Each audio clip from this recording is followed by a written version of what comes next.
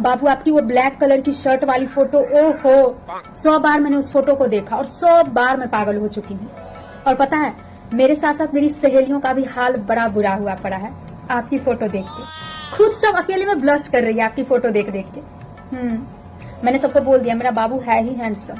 बाबू जल्दी उठ जाओ, 8 बज गया, तुम्हारे ऑफिस जाने का टाइम हो गया है। लंच में क्या लिए हो बाबू? अच्छा ब्रेड लिया है। अभी मैं आपके साथ रहती तो मैं आपको पराठे सेक के देती। कोई ना, जल्दी आएंगे। बाबू मैंने आपके लिए व्हाइट शर्ट ली है आज, व्हाइट शर्ट और ब्लैक जूते। हाँ और सुनो, तुम्हारी पसंद का नमकीन भुजिया मैं मम्मी के हाथों बनवा के भिजवा रही हूँ। और सुनो, तुम्हें मयंक से बहुत प्रॉब्लम थी ना, मैं उससे बात करती थी तो वो तो मेरा एक नॉर्मल दोस्त था, लेकिन बाबू मैंने आपके लिए उसको ब्लॉक कर दिया है।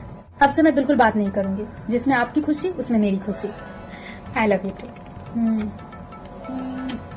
टाइम से सो जाइएगा।